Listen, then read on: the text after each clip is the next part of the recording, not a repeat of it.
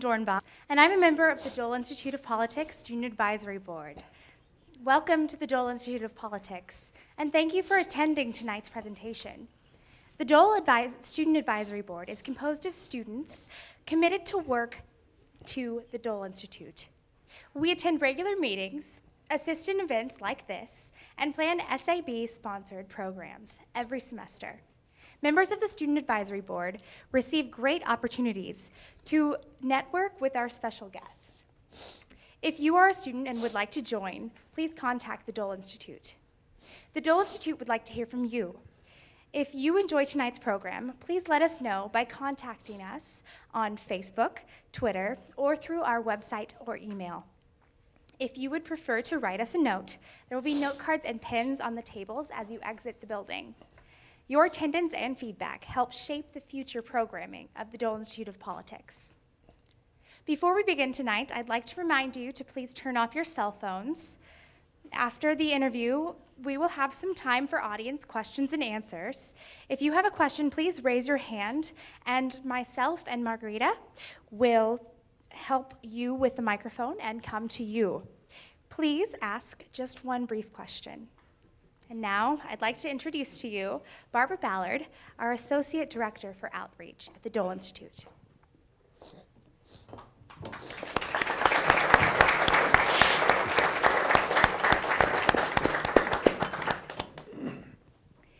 Thank you very much, and good evening, and welcome to our 2012 Dole Lecture with George Mitchell.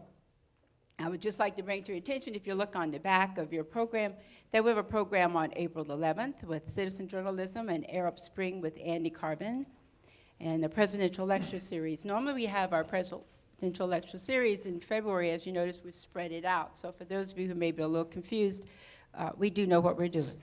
But I just want you to know that that's part of it when we go along. And so you'll notice that we have one April the 19th on Nixon, and also again on Monday, April the 23rd on LBJ. And I think they both will be inspiring programs. And one of the things we talked about is that often we only remember certain things with President Nixon and certain things about President Johnson. And there's a lot more that they did that we should also remember about them. We also have book talk with author Dick Holm on April the 26th. So I hope you will take notice of that. And if you have the time, please attend all of them, or at least the ones that you choose. It is my pleasure this evening to introduce to many of you, and I'm sure there's many of you who know a lot about Senator George Mitchell. You know that he served as a U.S. Special Envoy for Middle East Peace from January 2009 until May 2011, and prior to that, he had a distinguished career in public service. One of our goals here at the Dole Institute is to really promote public service as well as civic engagement, and they all are extremely important to us here. Senator Mitchell was appointed to the United States Senate in 1980 to complete the unexpired term of Senator Edmund Muskie, who resigned to become Secretary of State, and he was elected to a full term in the Senate in 1982 in a stunning come-from-behind victory. After trailing in public opinion polls by 36 points, Senator Mitchell rallied to win the election, receiving 61% of the votes cast, and he went on to an illustrious career in the Senate spanning 15 years. In 1988, he was reelected with 81% of the vote, the largest margin in Maine history. He left the Senate in 1995 as the Senate Majority Leader, a position he held since January 1989. While in the Senate, Senator Mitchell led the successful 1990 reauthorization of the Clean Air Act, including new controls on acid rain toxins. He was the author of the first National Oil Spill Prevention and Cleanup Law. Senator Mitchell led the Senate with the passage of the nation's first child care bill, and was principal author of the Low-Income Housing Tax Credit Program. He was instrumental in the passage of the Americans with Disabilities Act, a landmark piece of legislation extending the civil rights protection to the disabled. Senator Mitchell's efforts led to the passage of a higher education bill that expanded opportunities for millions of Americans. He was a leader in opening markets to trade and led the Senate to the ratification of the North American Free Trade Agreement and creation of the World Trade Organizations. He earned his law degree from Georgetown University. He served in Berlin, Germany, as an officer in the U.S. Army Counterintelligence Corps from 1954 to 56. He also served as the U.S. Attorney for Maine, and he was a U.S. District Judge for Maine. In 1995, he served as a special advisor to President Clinton on Ireland, and from 1996 to 2000, he served as the independent chairman of the Northern Ireland Peace Talk. He's done so many diverse things, it was really difficult to decide what to share with you. And I tried to share a very diverse background that tells you why he has the respect that he has today. In 2002 and 2001, at the request of President Clinton, Prime Minister Barack, and Chairman Arafat, Senator Mitchell served as chairman of the International Fact-Finding Committee on the Violence in the Middle East. The committee's recommendation, widely known as the Mitchell Report, was endorsed by the Bush administration, the European Union, and by many other governments. And in 2006 and 2007, he led the investigation into the use of performance-enhancing drugs in Major League Baseball. He also served as chairman of the Special Commission investigating allegations of impropriety in the bidding process for the Olympic Games, and was the independent overseer of the American Red Cross Liberty Fund, which provided relief for September 11 attack victims and their families. Senator Mitchell is the author of 4 books. In his first book with his colleague friend, Senator Bill Cohen of Maine, he wrote, and I'll just name the topics of the books because I love the order that we put them. The first book, Men of Zeal. In 1990, his second book, World on Fire. And in 1997, Not for America Alone, The Triumph of Democracy and the Fall of Communism. And in 1999, he wrote Making Peace. Senator Mitchell enjoyed bipartisan respect during his tenure, something that seems to be very rare today. It has been said there is not a man, a woman, or child in the Capitol who does not trust George Mitchell. For 6 consecutive years, he was voted the most respected member of the Senate by a bipartisan group of senior congressional aides. And in 2008, Time magazine named Senator Mitchell one of the 100 most influential persons in the world. Bill Lacey, director of the Dole Institute of Politics, will interview Senator Mitchell this evening. And I hope you will join with me in giving him a very warm Jayhawk welcome to the Dole Institute of Politics.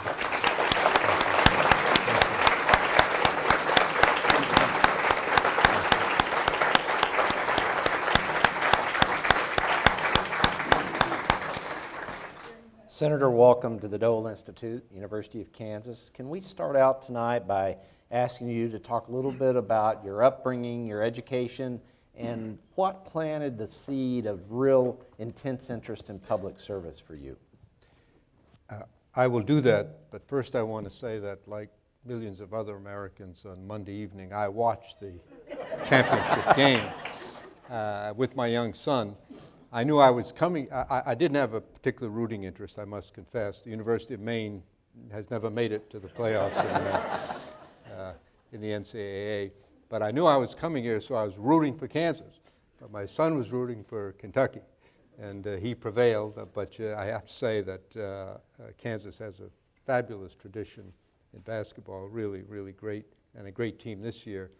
But also, I think, a great university that has a much broader respect for your educational and other achievements. So it's a real honor for me to be here in that respect, and of course a tremendous personal pleasure to be here at the Dole Institute. Bob and I have been good friends, are good friends, and I look forward to talking about him somewhat more than I talk about myself. I grew up in a small town in Maine. Just for your information, Lawrence would be by far the biggest city in Maine if it existed in Maine. So if you think you've got a rural state, Maine is much more rural, small towns. My father's parents were born in Ireland. He was born in Boston but never knew his parents. He was orphaned at an early age, spent several years in an orphanage, was ultimately adopted by an elderly couple from Maine, and that's how he happened to be there. He had no education, and he worked as a laborer most of his life, ended up as a janitor at a local college. My mother was an immigrant from Lebanon. She came at the age of 18 to visit her sister who had preceded her in immigration. She had no education. My mother could not read or write, just barely could speak English. And it turned out in the funny way that life occurs that they happened to end up living, their families were living next door to each other in this small town. So they met, married, and one of 5 children. But like many Americans of that era, their whole goal was assimilation into American life and the education for the children that they never received. So every one of their 5 children went on to get a college education, and several of us received graduate degrees as well. So it was a small town upbringing. You asked about politics. It was a complete accident that I got involved in politics. I really didn't have any particular interest in it. After college, I went to a small college in Maine, Bowdoin College. Speaking of basketball, my 3 older brothers were very prominent basketball players in Maine and well known around New England. One of my brothers made all New England in college. And then I came along and I was not as good as my brothers. In fact, I was not as good as anybody else's brother. And so at a very early age, I became known around our small town as Johnny Mitchell's kid brother, the one who isn't any good. As you might expect, I developed a massive inferiority complex, but also a highly competitive attitude toward my brothers, which has continued to this day. And since I couldn't outdo them in sports, I resolved to outdo them some way. And I'm often asked what was the greatest day of my life. People think, well, peace in Northern Ireland, Senate Majority Leader, or something like that. The greatest day of my life was when I first won election to the Senate. I originally was appointed to complete an unexpired term. Then I was elected. And we had the traditional event at a local hotel on election night. And I spoke, and the next day, the Portland paper, that's the big city in Maine, had a huge picture on the front page of me with my brother Johnny draped all over me at the microphone. Wherever there's a camera, he appears. And the caption in the paper said, Senator George Mitchell celebrating his upset victory, being cheered on by an unidentified supporter. So, it's true. So, I had the picture blown up, about as big as this here, and I sent it to him. Later years, I went and I looked around and I said, "Where's the picture?" He said, "It's upstairs in the attic under all my old stuff." So we had a great time, and after college, I went into the Army. I served 2 years in the U.S. Army, and then I went to law school at Georgetown. Right. I went at night. I worked days full-time, and my goal was to return to Maine to practice law. I followed politics. I was an interested observer, and I voted, but I had no thought whatsoever of ever getting into politics. But after I graduated from law school, although I did quite well, I couldn't get a job with a law firm in Maine. Times were tough, and there was, at that time, a certain stigma associated with going to law school in an evening or night program as opposed to full-time.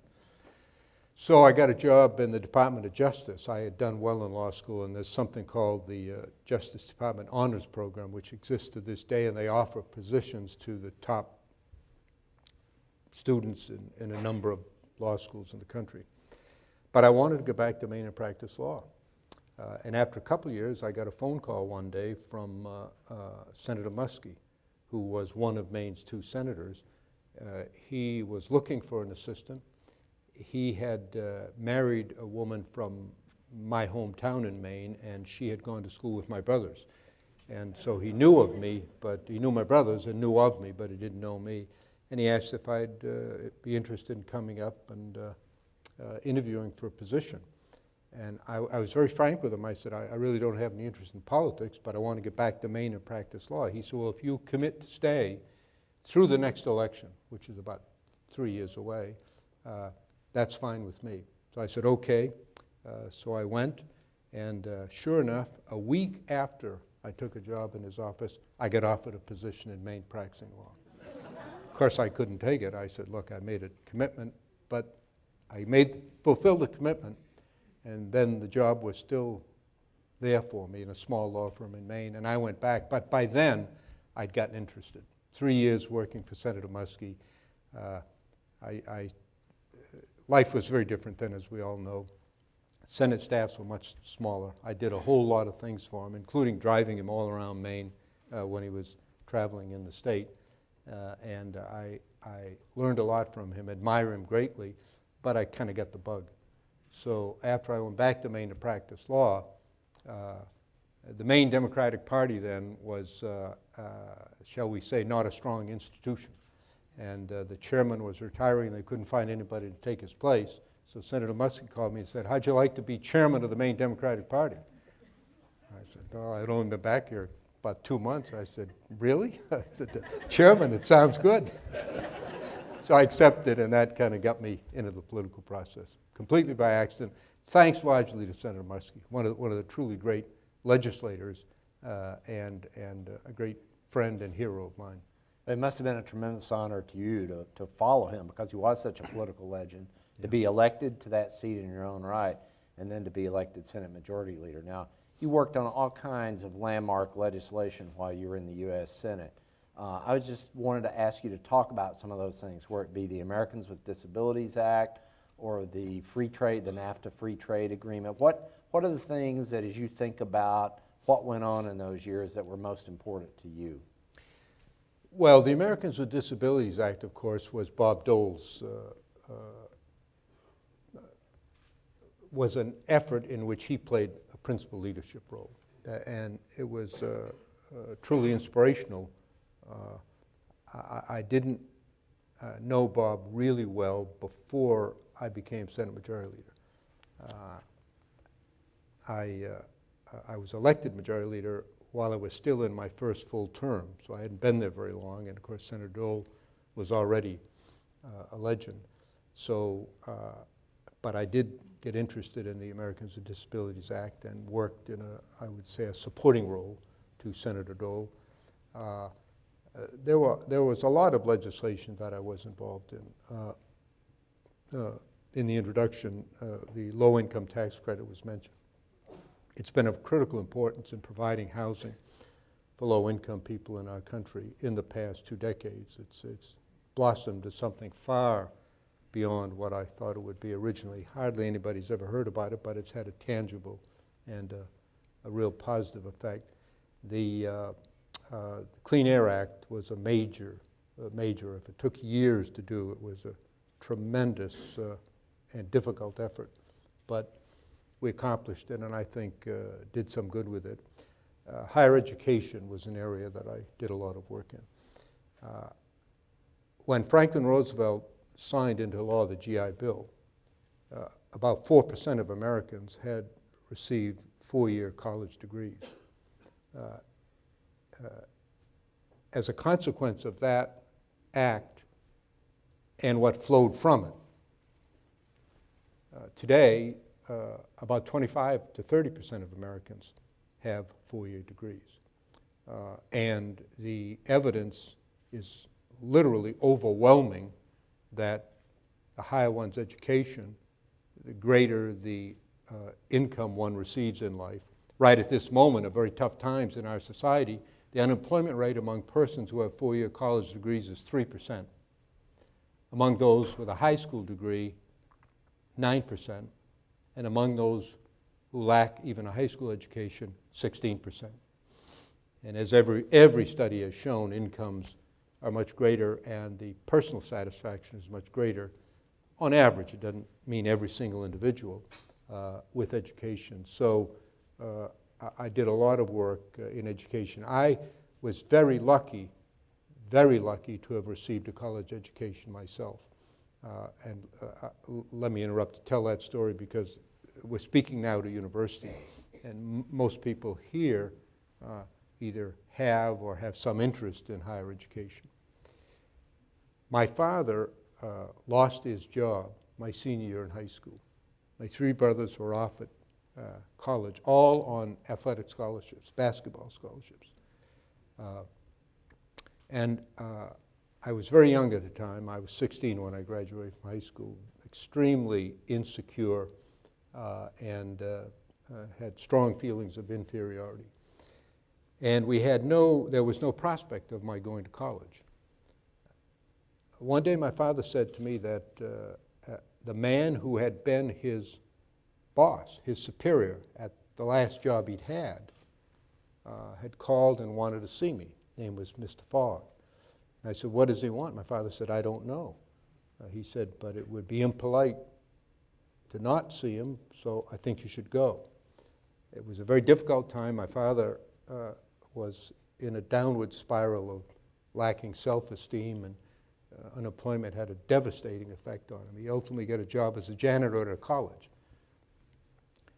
And it worked miracles. You'd think he was president of the college. He was so happy to have the job after that difficult time. So I went to see this Mr. Fogg. I'd never met him.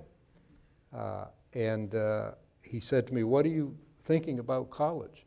And I said, well, I don't think I can do it. I said, because he was aware my father had lost his job. The division that he worked in had closed down. He said, well, how about Bowdoin? And I said to him, thought to myself and said to him, well, there's no possibility of my ever going to Bowdoin. It's a very fine small college in Maine. Tim Cook is here from Bowdoin. We got one Bowdoin man here. I don't know if there are others. But then it was all male. There were only about 800 students. And I never imagined that I could ever go to Bowdoin. Mr. Fogg told me that he had gone there, and he said, I know all about you. He said, and I think you should go. In fact, he said, I've made an appointment for you with the director of admissions next week. It was in Brunswick, Maine, about 50 miles from where I lived. My parents never owned a car. So early in the morning, I had an appointment at 1 o'clock. About 7 o'clock in the morning, I went up. My mother packed a brown paper bag lunch for me. I walked across our town to the highway and hitchhiked to Brunswick. The first car that came along picked me up, a very nice guy. When I told him my story, he took me right to the campus. So I got there 5 hours before my appointment. It's a beautiful little campus, as Tim would tell you. As I went around and memorized the name and location of every building, which I've never forgotten, so I never got lost on the campus. And then I went in to see the director, a wonderful man named Bill Shaw. I don't know if Tim remembers him. And he started talking to me like a father. And he said, would you like to come to Bowdoin? I said, well, yes, of course, but I don't have any money. My parents have no money. He said, are you willing to work? I said, yes. And I played basketball in high school, and while it was not an athletic place, I think that had some role in it. And he said, well, if you're willing to work, we'll take you. I hadn't even applied yet. And he accepted me. And I've never forgotten it. I mean, here were two men who I didn't know, who had only the interest of helping me out. I'd done pretty well in school, and obviously that was a factor in it, but it left a profound impression on me. And so higher education has always meant a lot to me, and I think in the end, not just my work on that bill, but when I left the Senate, I created a scholarship program in Maine for needy students, and now we give out a good scholarship each year to a graduate from every public high school in Maine. It's 132 of them.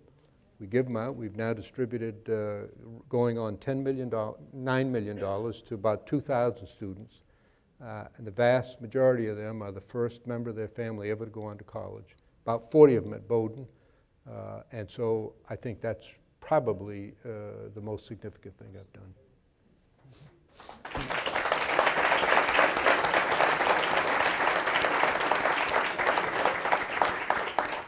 You may not be aware of this, but I would share with the audience that actually someone from the Mitchell Institute and the Scholarship Fund helped us devising the Dole Scholarship Program that we run here. So thank you for your help. No, I was aware of it because every year we have a big function in Maine, a fundraising banquet. And I always try to get a prominent speaker. And Bob came up one year.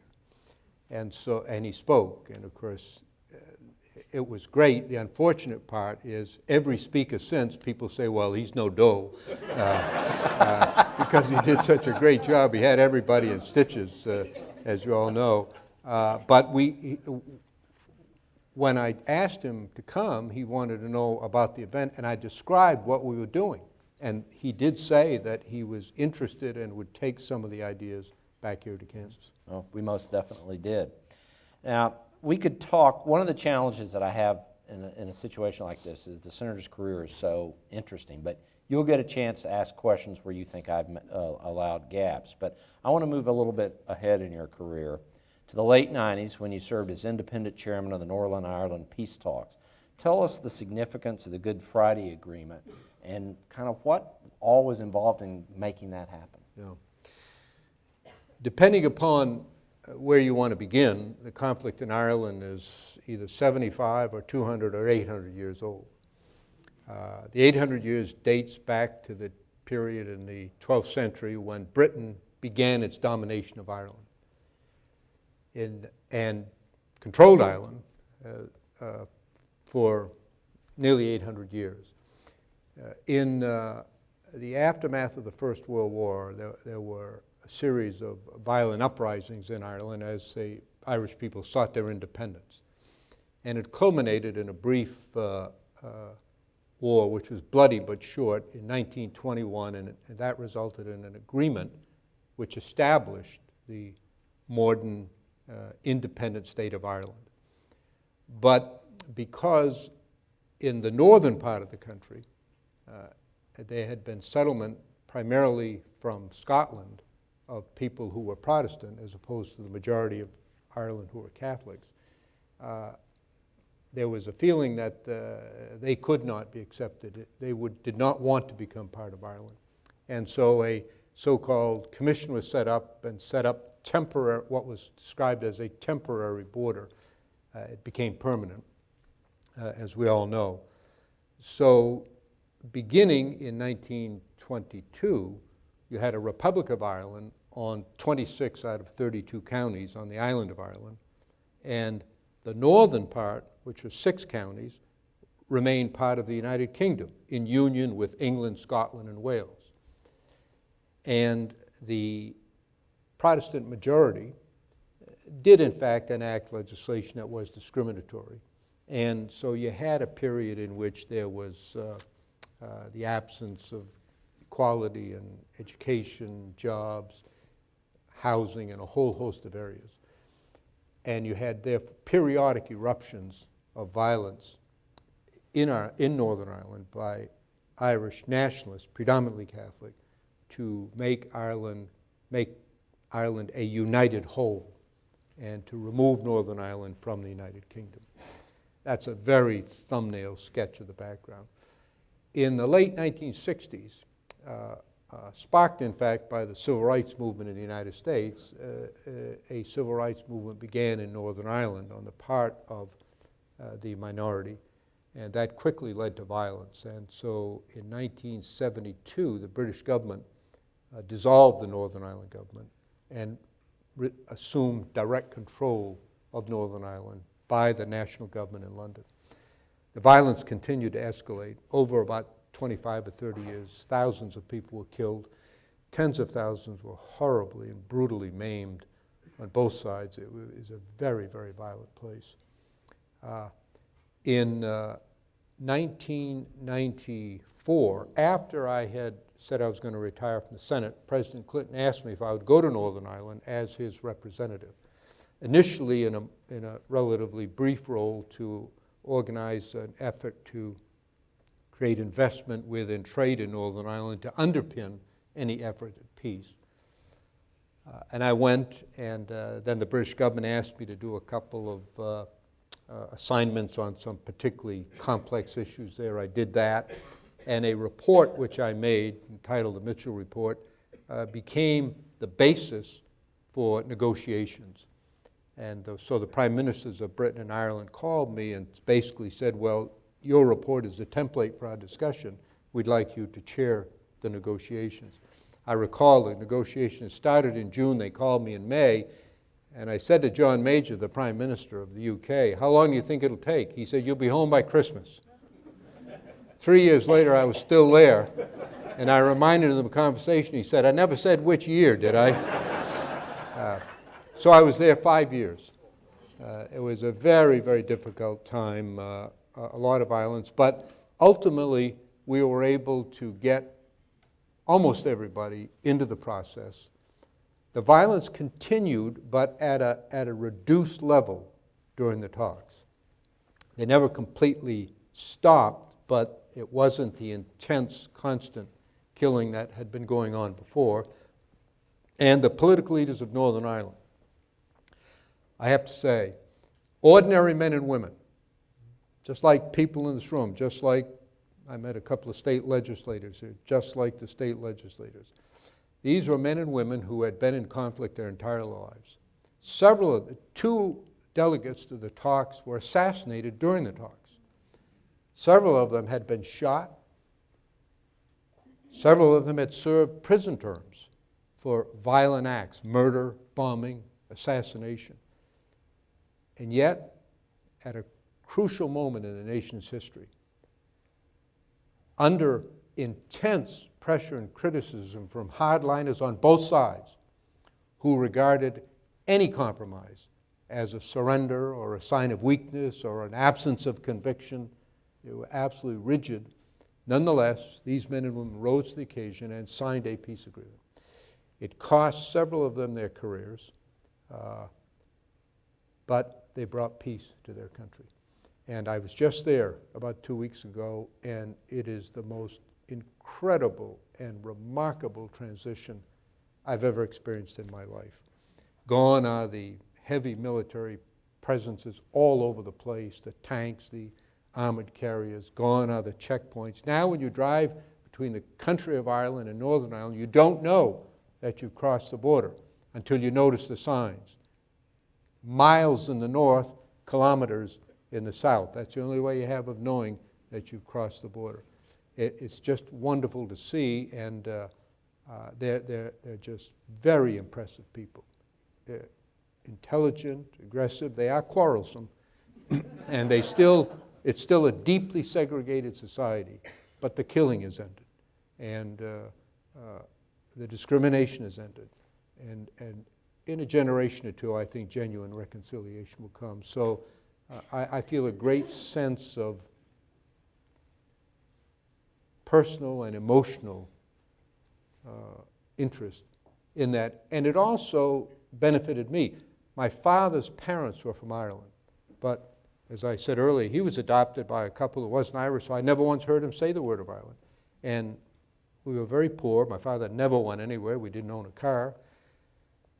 So I had no sense of my Irish heritage until I went back, and now I've got all kinds of cousins and relatives that at least ostensibly claim to be my cousins and relatives when I go there, and I just love the place. I'm sure some people here are of Irish heritage and have been there, and it's a great experience.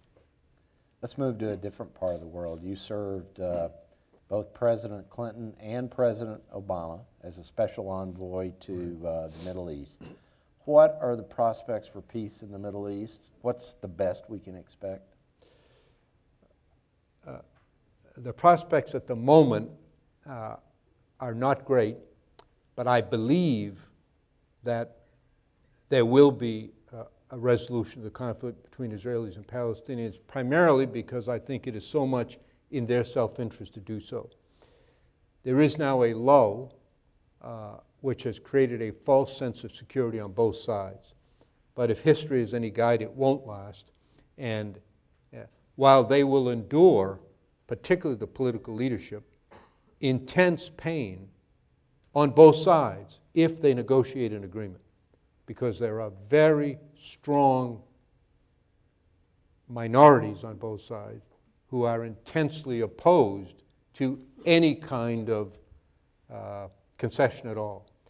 And they are groups who speak and hear regularly from God, so it's hard to persuade people with facts and logic when they're getting their direct orders from on high. And an argument that's logical and persuasive in normal circumstances doesn't work in those circumstances.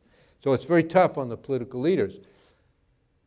But I believe that if they don't reach an agreement, the pain is going to be much, much worse for both sides. Much worse. And the possibility, God forbid, but nonetheless, based on history, it's possible of an outbreak of violence that could, in the complex circumstances of the Middle East, explode in ways that no one can foresee or predict. It's a very difficult, complicated situation. A couple of months ago, I spoke at an Irish-American event in New York. There were about 1,000 people there. And I said to them that I was about to make a statement that I never dreamed possible until now. And that is that after 2.5 years dealing with the Israelis and the Arabs, the Irish were really easy to talk to and deal with. The 5 years I was in Northern Ireland, I thought nothing could be worse than this, but unfortunately it is. Now, I can go in a lot more detail, but I'll spare the audience that unless someone wants a little bit more detail. But the Israelis face a very grave threat if these issues are not resolved to their existence. And the Palestinians face the prospect of another 60 years of occupation and the absence of the dignity that comes with self-governance, and a lot worse, too. And I just have to believe that at some point they're going to come together.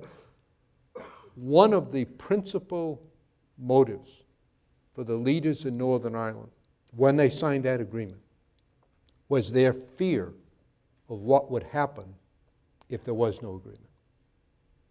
Everybody understood that if that process failed, there would be an immediate outbreak of conflict, and that it would be far more widespread and far more destructive than prior conflicts. The whole history of human beings is the development and rapid dissemination of weapons. And it is the increasing capacity of humans to kill other humans with very little in the way of resources or manpower. I mean, 1 or 2 people, properly motivated, without a lot of resources, can kill large numbers of other human beings now. And that fear of an outbreak of new violence was a powerful factor, along with others, compelling the leaders of Northern Ireland to reach an agreement which all of them found distasteful. And I think the same reasoning will ultimately apply in the Middle East, because it's going to be very difficult for both Israel and the Palestinians if they don't reach an agreement. You served with a number of U.S. senators, and you created, after your careers in the U.S. Senate, the Bipartisan Policy Center with Senator Daschle, Senator Dole, Senator Baker, 2 Republicans, 2 Democrats. Yes. With the idea of providing bipartisan solutions to serious national problems. Talk a little bit about what you've tried to do with that coalition, but also talk about why we've gone from a Senate where people tried to find middle ground and tried to work together to one where there seems to be very little interest on both sides in that these days. Let me take the opportunity to begin by talking a little bit about Bob Dole. When I was elected Senate Majority Leader, one of the first persons I went to see was Senator Dole. I'd been in the Senate for a relatively short period of time. I was just concluding my first full term. I had seen enough to know how difficult the task was, and I'd served on the Finance Committee with Senator Dole as chairman for years, so I knew him not well, but from chairman to number 20, down on the end, me. So I went to see him on the first day, and I said to him, Bob, I said, from what I've seen, these jobs, majority and minority leader, are very difficult in the best of circumstances and darn near impossible in the worst of circumstances. And I said to him that I'd like you and I, if you're willing, to agree on just a basic set of how we'll conduct ourselves with each other. Nothing in writing, a handshake and look you in the eye. Very simple. I said, I'll never surprise you. I'll never try to embarrass you. I'll always tell you what we're going to do to give you time to think about how you want to respond. I'll never, ever misrepresent anything to you. A few things like that. He was not only willing, he was eager. And we shook hands, and I'm proud to say, and I've said this many times, not just here in Lawrence, Kansas, that to this moment, Bob Dole and I have never had a harsh word passed between us, in public or in private. We disagreed almost every day on legislation. But it was, and we had long and difficult negotiations. You know enough about the Senate to know how hard it is. And yet, we are good friends. We remain good friends. I go to see him when I go to Washington on a regular basis. And so we had dinner a couple times a week, talked about our problems candidly, and we kept our word. And so it is possible to conduct business that way. It's much more difficult now. The circumstances have changed. I would hope that if we were there now, we could do what we did 15 years ago, but I'm not sure, because it has got much, much more partisan and much more difficult. I think it's important to say a couple of things about that. First off, establish the context. In my view, human beings look to the past with rose-colored glasses. It always seems better than it really was. And they look to the future with blinders. It always seems like it's going to be worse than it really does happen. There never was a time in American life when American politics was peaches and cream and rosy and buddy-buddy and friendly, and the absence of partisanship or invective or criticism. Go back and read Jefferson's campaigns and the tremendous personal hostility between him and John Adams. Go back and read about what was said about Lincoln. You kind of would doubt that, and that was without the impact of television. Imagine if some of the things that were said about Lincoln were put on in a negative television ad. He'd probably have a tough time getting elected, the greatest man in our history. Roosevelt. So it's always been tough. It's gotten really bad now, I think, for a number of reasons. I'm not a political scientist, so I don't purport to have the answer. But I'll mention just a couple of reasons, I think. First is, we all benefit from modern technology. Computers have changed our lives, mostly for the good, but some of the uses to which they're put have unintended consequences. As a result, gerrymandering in the United States today is a science. And it's done by street, by block, by house, because of the presence of computers, and it's far more effective than Elbridge Gerry ever thought possible when he started this in Massachusetts a couple of hundred years ago. And as a consequence, in this fall's election, of the 435 seats in the House of Representatives, only about a fifth of them, around 70, will be truly competitive. The seats have been gerrymandered in a way that 4/5 of them, the outcome is known in advance. It's going to be a Republican district or a Democratic district. There's no serious contest. As a consequence, the pivot point in American politics is moving from the general election to the primary election, to the nominating process. Now, we all know that we have such a pathetic level of participation in this country in voting. In presidential election years, about 50% of eligible voters participate. In congressional elections, about a third. And in primaries, a small fraction of that. And so what's happened is that in both parties, the activists, the ideologues, who feel most strongly about the process and who drive the process, while they represent a minority on both sides. They represent a much bigger proportion in the nominating process because most people don't participate in the nominating process. So as a result, the candidates are driven more and more to the extremes, and when they get elected, they are that way. Second factor is the House of Representatives. The House is a much bigger body than the Senate.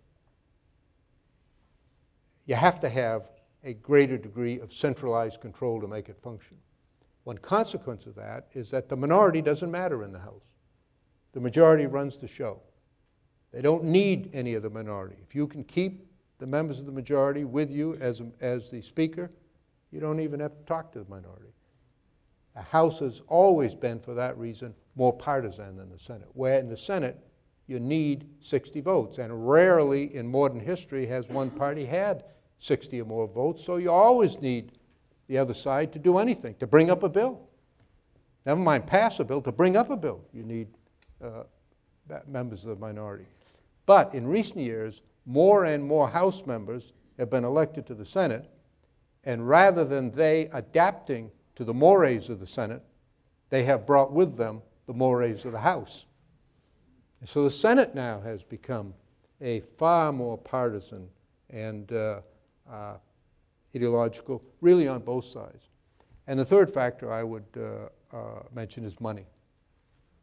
It's the bond between the citizenry and the elected officials, the bond of trust on which democracy is based, has been severed. If I ask this audience here, how many of you believe that the elected members of Congress are more responsive to their constituents than to their contributors? Raise your hand.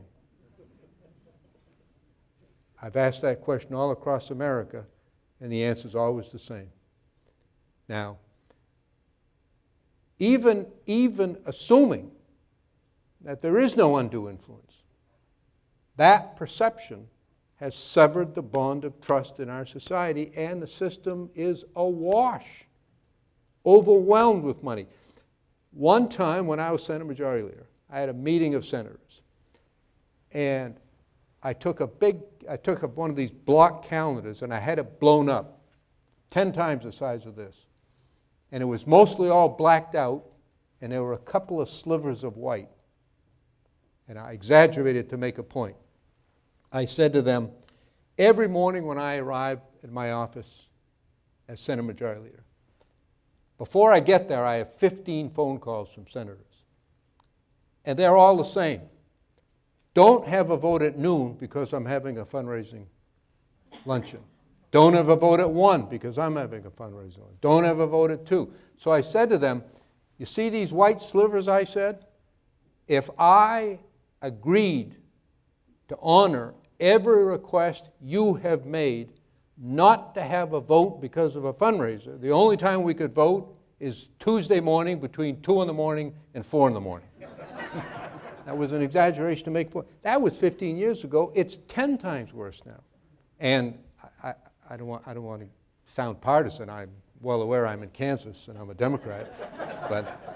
but the absolutely incredible Supreme Court decision in Citizens versus United, which has unleashed these vast sums of money with no accountability or responsibility, a decision that's based on a fantasy. It's literally based on a fantasy. I think it's getting worse and worse and worse, and I don't think it can be changed except by the American people. There's going to come a time when a scandal will occur and the people of this country will rise up. And here's my dream, what it's based on, reality, although I don't know if it'll happen. You asked about legislation that I enacted.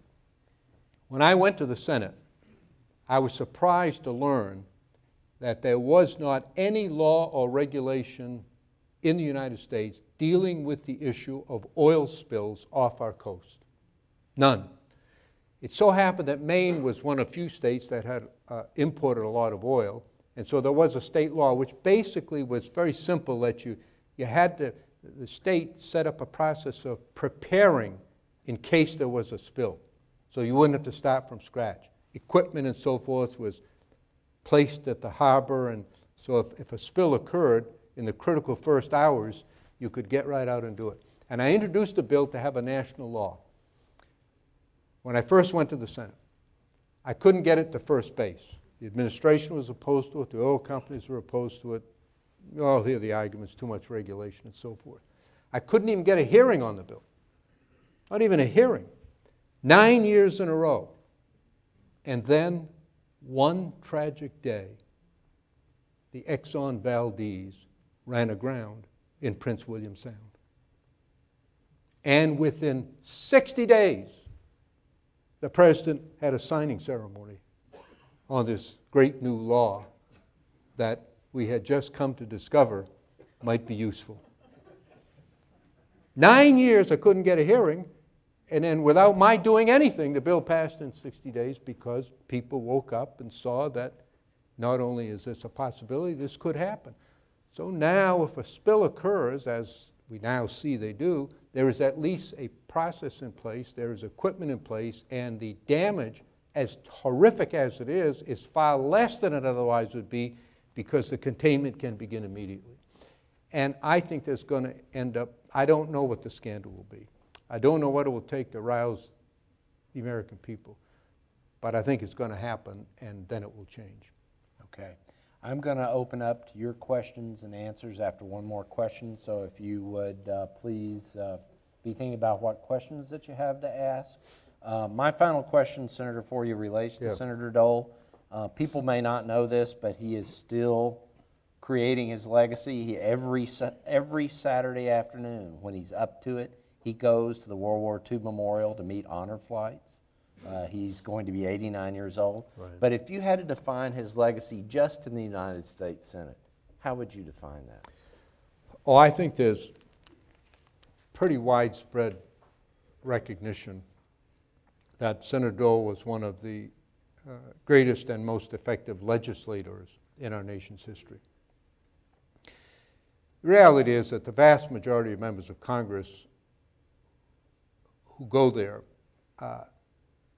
participate actively in their own way, but don't leave an imprint. Legislating is very hard work, very hard work. It takes intense commitment, a lot of time consuming, and it's highly personal. Senator Dole was good at it, and I dealt with him, as I said, as leader for 6 years, and of all of the members of Congress of both parties, of both houses that I dealt with, he had the best innate sense of where the right middle ground was. He didn't write bills. I'm sure he didn't read a lot of bills, but he just had a good common sense, a good intuition, a very good understanding of all of the members of the Senate. And in dealing with him, better than anybody I ever dealt with, he could figure out in his own way where you might be able to find common ground here, where the difficulties were, where the pitfalls were, and avoid them. It was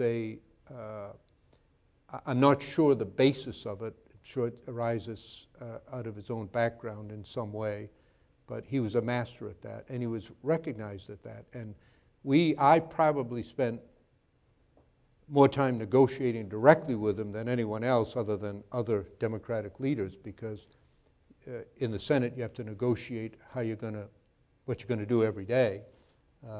And it really was a pleasure. I mean, as I said, we really disagreed a lot. But he had a good sense. And even though he was a very experienced, well-known national figure, and I really was as close to a nobody as you can get and become Senate Majority Leader, he never once acted in any condescending or difficult way. We were friends from the first day to the last day, and we are friends since. I would like to tell one story. He was also a great master at what I call the stage whisper, the conveying of an opinion that might be unpleasant at the time, but got the thing moving. And I experienced it several times, and one of the most notable was Thanksgiving of 1990. President Bush called Senator Dole and I and asked us if we would go to Saudi Arabia to spend Thanksgiving with the troops who were then poised to invade Iraq, which they did the following month, or to expel Iraq from Kuwait. So we agreed and we went. Dole, myself, Tom Foley, and Bob Michael, who was a Republican leader. We had a long trip, a long day. We hadn't slept for about 24 hours. And then we got a message that the King of Saudi Arabia would like to meet with us way on the other side of Saudi Arabia. I was scheduled to go back to the region in a month to meet with the king, so I voted no. I said, look, I don't want to, I'm coming back. I said, well, we're all tired, we're all filled with dust and dirt. Well, Dole and Foley and Michael outvoted me, 3-1. So I said, okay, we'll go. So we flew across Saudi Arabia, went in to see the king. It was about midnight. We hadn't slept for about 30 hours. And King's seated at a desk like there, and we're in a row along the couch. Foley first, me second, Dole next to him on my right, and then Michael. So the king starts telling us what's happened, and it's quite noticeable. He had an interpreter. He says one sentence, about 10 words, then the interpreter speaks for 7, 8, 10 minutes. So I knew it was pretty obvious. He said, tell him about my meeting with Saddam Hussein. And then the interpreter would speak for 10 minutes. And tell him about the time I spoke with this other guy. And the interpreter would speak for 15 minutes. Now the thing was dragging on.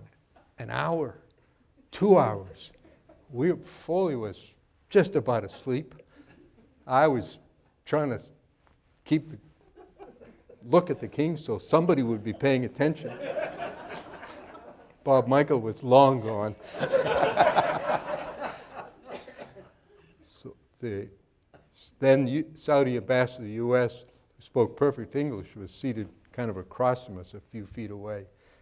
So I was usually the foil for Dole's stage whispers. In other words, he'd pretend to talk to me while addressing others. This happened a lot in the White House and other places.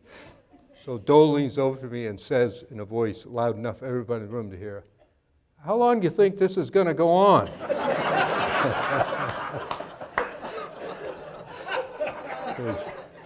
You know, I'm really tired. We've been up for 30 hours.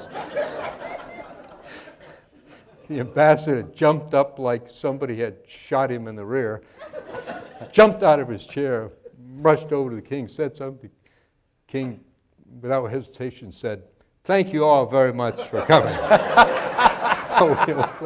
We left and we get on the plane. So I told Dole, I said, I forgive you for insisting that we go to this meeting because you got us out of it. But it's an example of, he was terrific in that. He really was. He was the best stage whisperer of any politician I've ever met, among many other qualities. Okay, let's open it up to your questions and answers. Who has microphones? Okay, we have Margarita here and we have Caitlin over here. Raise your hand. We have a question right here. We'll get first with Margarita. Hi. I would like to take you up on your kind offer about speaking a little bit more about the Middle East peace process. Okay. And I was wondering if you thought the recent tensions between Israel and Iran have sort of pushed the Palestinian question to the back burner. Yeah. And also you mentioned the analogy of hardliners within the Northern Ireland peace process.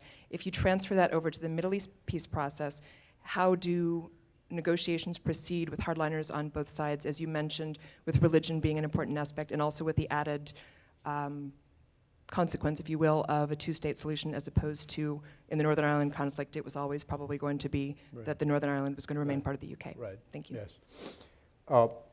The situation in the Middle East is more complex and difficult than it was in Northern Ireland because there are more issues, more conflicts. Among them, there is no Iran in Northern Ireland. Iran is a huge factor in the Middle East. Long and historic enmity between Persians and Arabs, between Sunni and Shia. That's a conflict that dates back to the founding of Islam. It really originates in the competition to succeed the Prophet Muhammad when he died. And it waxes and wanes, but it's still a very important part of the conflict there. Not to mention Arabs and Israelis competing for the same land area. So Iran is a critical issue, in a sense. In another sense, many of the Arabs, including the Gulf Arabs, the Saudis and others, have, in my judgment, come to a belated recognition, first, that Israel is there to stay, and whether they like it or not, it's not going away. So they might as well come to grips with an accommodation. And secondly, that the real threat comes from Iran. And they would be far better off if there were an Israeli-Palestinian agreement and an Israeli-Arab not full reconciliation, but full recognition of each other, to enable them to organize in a united way against the threat that Iran poses to the region. To expand on what I said earlier, the threats. People say to me, well, Israel doesn't have any problems. It's overwhelmingly dominant militarily, and very few people are being killed right now. There are many problems. I'll mention just two of them. The first is demographics.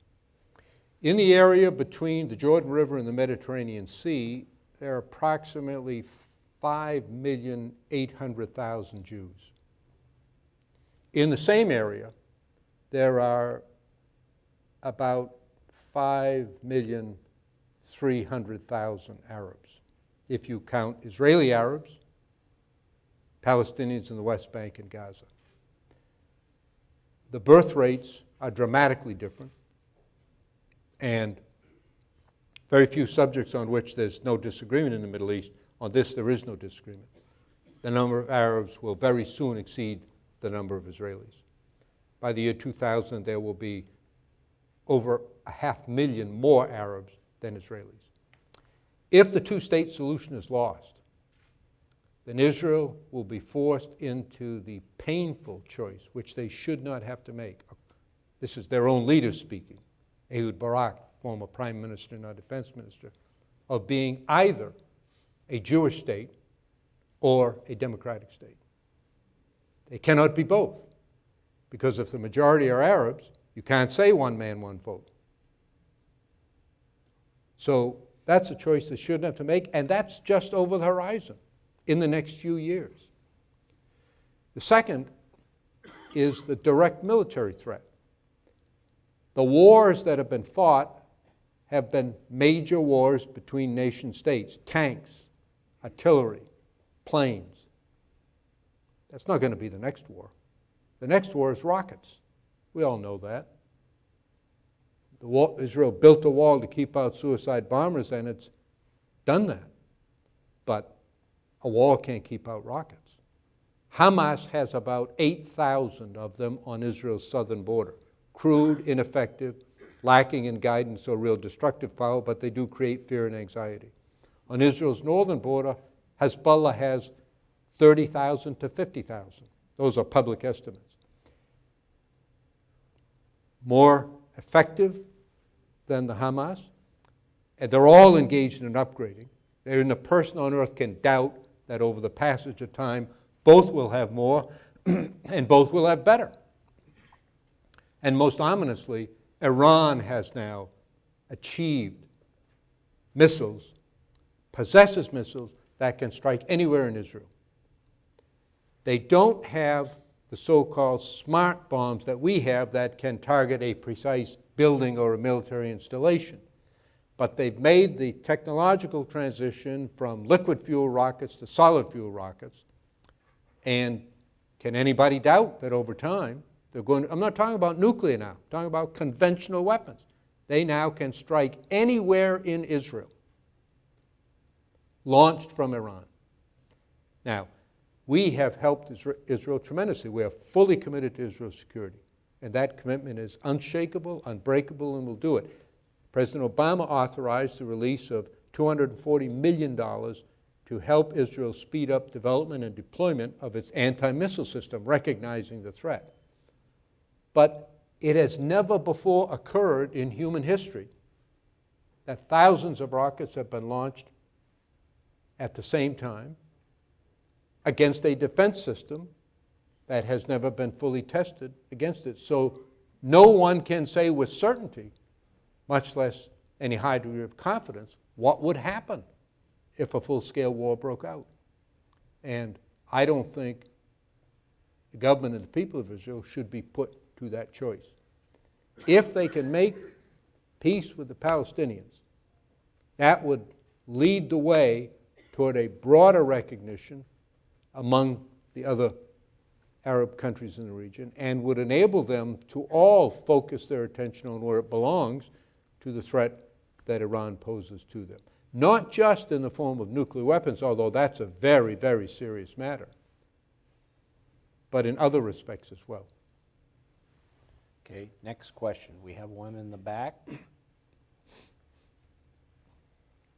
Would you comment a little further on the impact of the Supreme Court decision declaring corporations to be equivalent to an individual human being? Yes. I mentioned it earlier, the Citizens United decision, in which the court follows a prior decision in stating that the spending of money equates speech, and corporations, in some respects, have the rights of people. But it goes on to permit a situation which I think is intolerable in a democratic society, in which there are no limits on the amounts of money that can be given to what have come to be known as super PACs, which are supposed to be operating independently of the candidates. But the reality is, of course, that they don't operate independently of the candidates. In every case, this includes both sides now. The guy running the so-called independent political action committee worked on the staff of the candidate. The candidate, in some cases, has gone to fundraisers. In others, has authorized his assistants and others to go to fundraisers for these committees. So the notion that they operate independently is a fiction. It simply doesn't occur, and it isn't going to occur because there is no mechanism in American life to regulate and see that they do, in fact, operate independently. Now, I could say to everybody in this room, I'll give each of you a free car, provided that you can only drive it on the moon. Well, what would you all say? Well, yeah, of course, but everybody knows we can't drive on the moon. Just as everybody knows these entities do not operate independently. And so for the Supreme Court to ignore the reality of American political life, the fact that they do not operate independently, that there is no mechanism for ensuring that they do, ignoring those realities and permitting these unlimited sums to go in, to me, is very corrosive of democracy. And it is, well, we've seen what's happened. Almost all of the money that's spent, almost all of it, literally nearly 100%, is on negative advertising. And it's clearly done in a manner that is directly consistent with each candidate's interest. I mean, the notion that it's independent because a candidate doesn't call up his former aide and say, candidate X is gaining on me in the polls, so why don't you run $4 million worth of negative ads against them? That doesn't occur, but it doesn't have to occur. Everybody knows what's needed. Everybody knows what's happening. There isn't even a pretense, not even a pretense of serious independence in these things. And so I just think it's the kind of thing that may look good if you read it in an archive 200 years later, but it simply completely ignores the reality of American life and American politics today. And I think it's having a destructive effect. Honestly, one of the reasons I left the Senate, I decided when I went there that I didn't want to stay forever, but was the money chase. It's demeaning, it's corrupting, it's, as I said earlier, it severs the basic bond in a democratic society. The word democracy itself is a combination of two Greek words. Demos, the people, kratzi, the rule of. It means the rule of the people. How many Americans believe that in the United States today, the people rule? And so I think that that's critical. That's a critical factor in our society.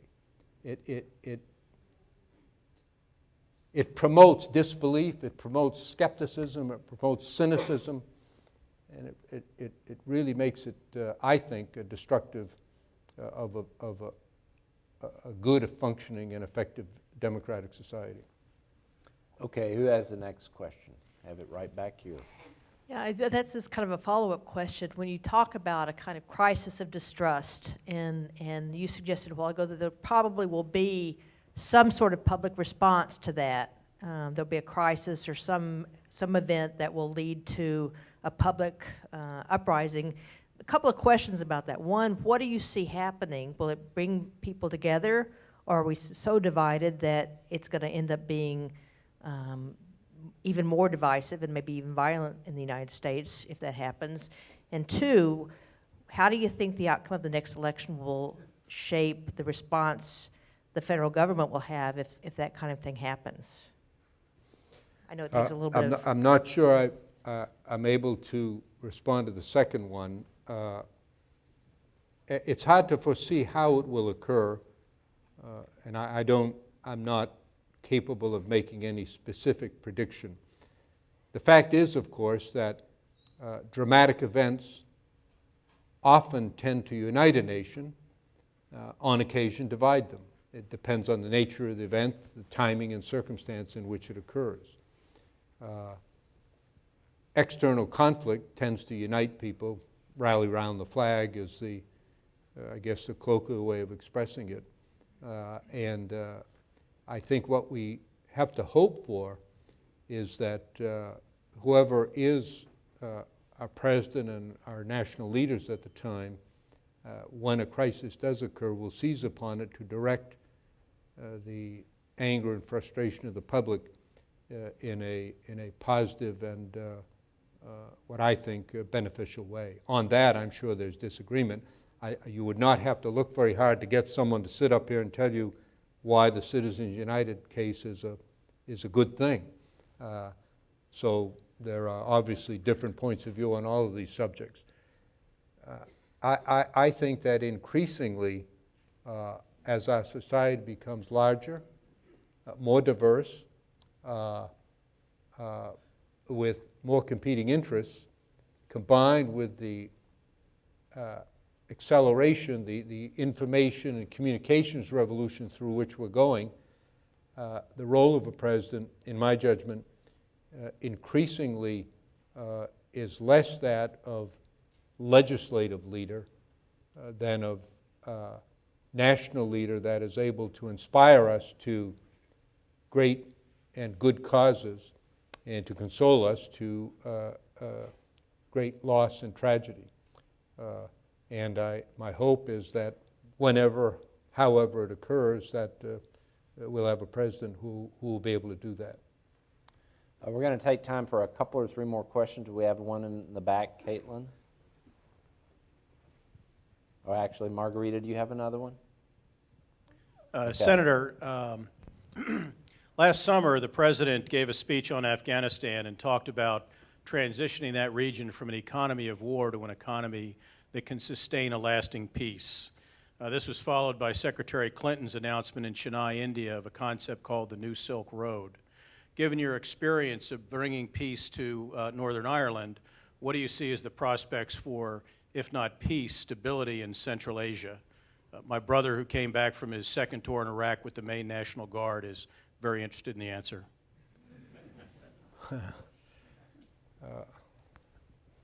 I think it's a very difficult situation, and I think we should be realistic in our expectations as to what will or won't occur. For most of American history, until just about 100 years ago, the policy of our nation was to lead by example, but not to become involved in controversy outside our borders. It served us well in the circumstances of the time because we were still in a formative stage. But beginning in the period during and following the First World War, our international presence has been unavoidable. And as we saw in 9/11, what happens in distant, sometimes even unknown parts of the world can have a dramatic effect on the safety of our own citizens and the welfare of our own country. So I think we do have an interest in projecting both force, but primarily our values around the world as a method, one of many methods in protecting our own security and our own interests. The challenge is, of course, to transform those general words into actual decisions in very hard cases, and none poses a more difficult case than Afghanistan. We all know that the prior government of Afghanistan, headed by the Taliban, harbored al-Qaeda and permitted them a safe harbor from which they plotted and subsequently implemented the 9/11 attacks. Every president has a responsibility to do everything he or someday she can to prevent such actions from occurring.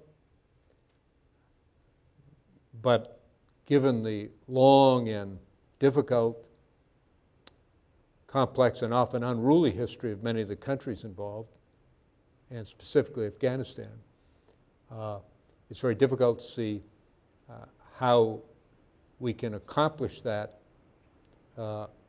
through a permanent or even a very long-term military presence.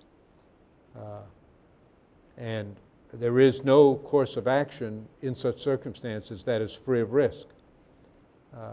But people say, well, when the president ordered the withdrawal from Iraq, well,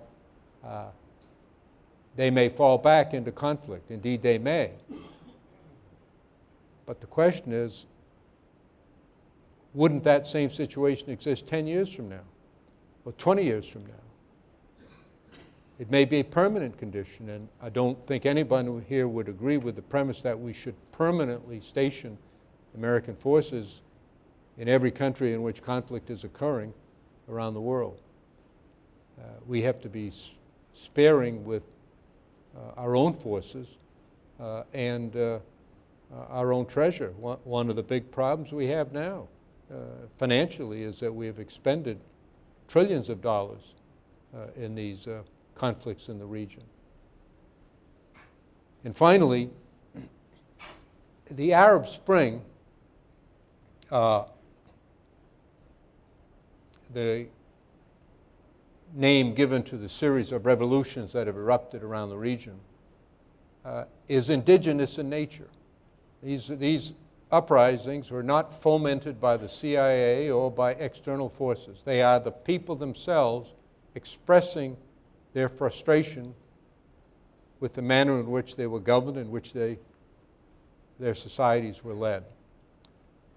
We can and should attempt to be supportive in encouraging transition to democracy. But we should not operate from the premise that we can ultimately direct the outcome in other countries. I mentioned earlier the meaning of democracy.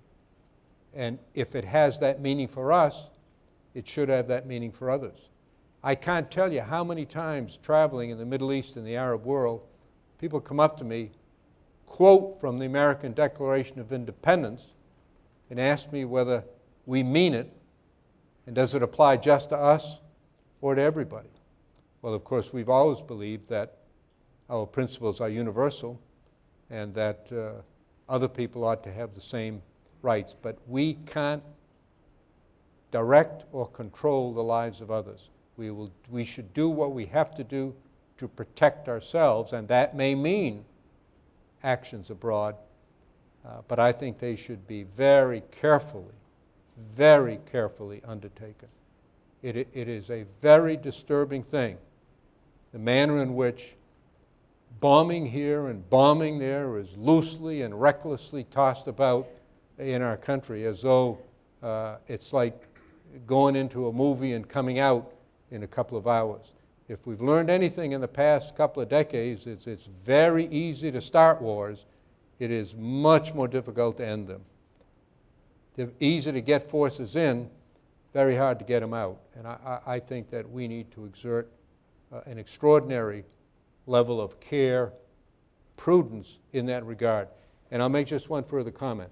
Our power is, of course, immense. It is arguably without precedent in human history. Certainly our military power is by far the greatest ever assembled on the face of the earth. It is very important to our standing in the world, as is our economic strength. But they're not the principal reasons for American influence in the world. The principal reason lies in our ideals. No one should ever forget that the United States was a great nation long before it was a great military or economic power. The United States became a great nation when the Declaration of Independence was issued and the Constitution adopted, because they set forth a series of principles which have guided our nation, at least aspirationally, and should be a guide to others. They're not easy to summarize, but the sovereignty of the people, the primacy of individual liberty, the rule of law applied equally to all, including the government itself, opportunity for every member of society. That's what makes America great. It isn't military strength or economic strength. I get asked all the time, well, what about China? Look how they're growing. How many of you have read or heard of thousands of people trying to scale walls and cross deserts and swim in the ocean to get into China? Anybody? People don't try to come here because they think we have more and better missiles. They try to come here because they think they can have a better life if they come here, because there is freedom and opportunity. And I think we sometimes tend to underestimate the power and strength of our ideals around the world. I can tell you for sure, I can tell you for certainty that that is what moves people elsewhere for the United States. And when their disappointment is not in our ideals, but when they perceive that we do not live up to the ideals that we proclaim.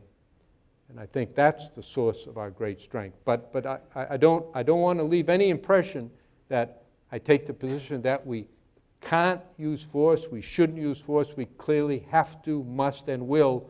I just think we should do it with great care and prudence and humility in recognizing easy to get in, real hard to get out.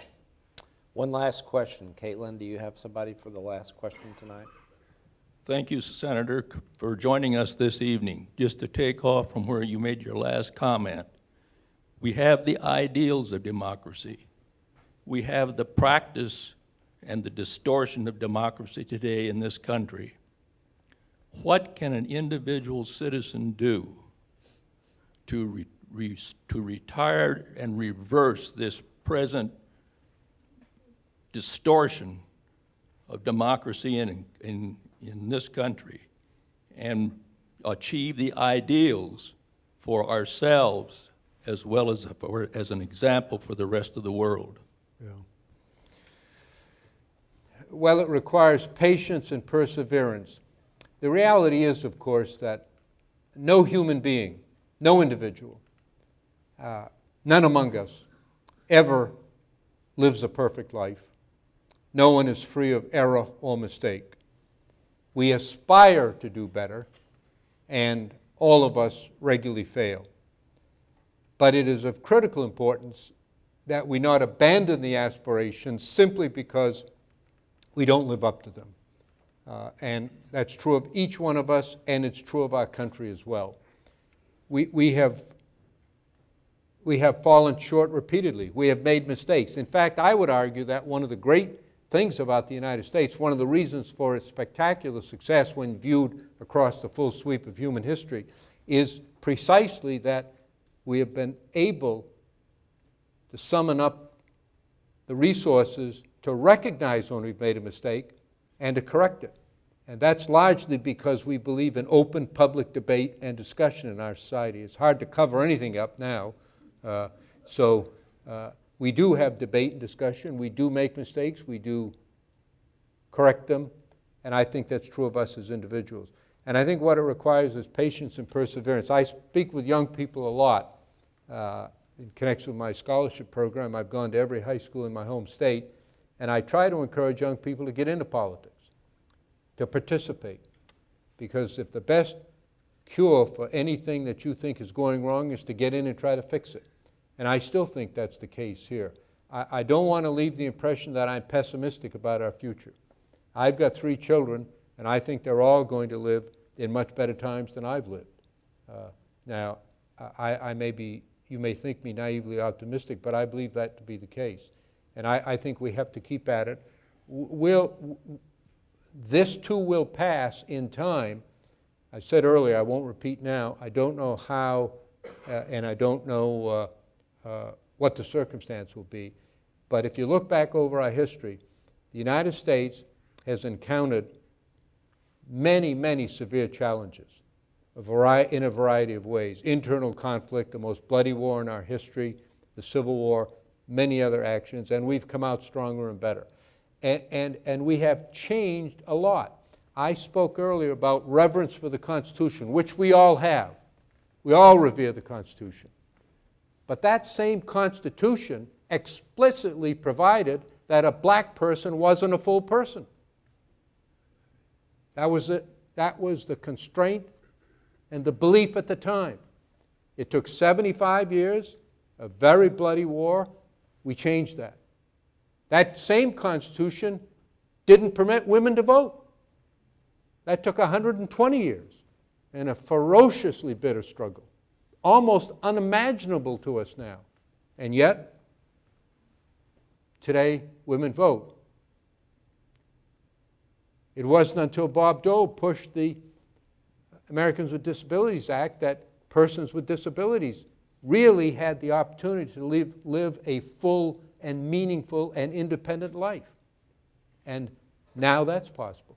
So I tend to look at it from the more positive side. It's very, very difficult. I'm going to close with one more personal story, not to answer your question, but give me the chance to digress to the personal story to bring this to a conclusion. Before I entered the Senate, I was a federal judge, and I had great power. In fact, it's the only position I've ever had that I had any power. When you're Senate Majority Leader, all you can do is go around and ask people to do things that they should be doing without being asked.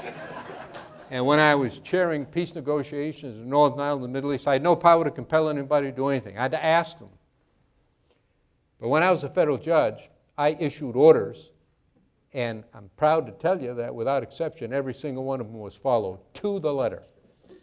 Kind of can spoil you a little bit to be in that position. But what I really enjoyed is when I presided over naturalization ceremonies. This is, as you know, citizenship. A group of people who'd gone through all of the required procedures came before me in a federal courtroom in Maine. And there, in the last act of citizenship, I administered to them the oath of allegiance to the United States. And by the power vested in me under our law and Constitution, I made them Americans. It was always a highly emotional ceremony for me because of my personal background. As I said, my mother was an immigrant, my father the orphan son of immigrants. After every one of these ceremonies, I made it a point to speak personally with every new citizen, individually or in family groups. I asked them to tell me their life story, where they came from, why they came, what their hopes and dreams were. They were fascinating, very different, come from all parts of the world, but there were some common themes, and they were best summarized by a young Asian man. When I asked him why he came, replied in very slow and broken English. He said, "I came here, Judge, because in America, everybody has a chance." Think about that. A man who had been an American for 10 minutes, who could barely speak English, was able to sum up the meaning of our country in a single sentence. Everybody has a chance. America is freedom and opportunity. That's what has made this country great. The first true meritocracy in all of human history. The first society in which we drew upon the talents of everybody in society, in which someone with my background could get an education, a mother who couldn't read or write or barely speak English. That's what makes this country great, and that's why I have full confidence in our ability to get through this phase. Yes, we are divided, deeply divided on many issues, but I think there remains in most Americans of all political persuasions a fundamental commitment to the country itself, as opposed to a political party or a political position or an ideology that transcends all others. Most nations in history were formed through commonality of ethnicity or religion. The United States was not. The United States was created and formed over an ideal of freedom, individual freedom, the primacy of that in our society, and the notion, the overwhelming notion of opportunity for every member of society, so that not only could each individual go as high and as far as talent, willingness to work, willingness to risk will take them, but the aggregate contributions they make to society are so much greater and make the society so much better. And I'm really quite optimistic about that continuing into the future. And what we have to do is to live our lives in a way that we come closer and closer to that aspiration as a society and as individuals. Thank you all very much. It's a pleasure to be here.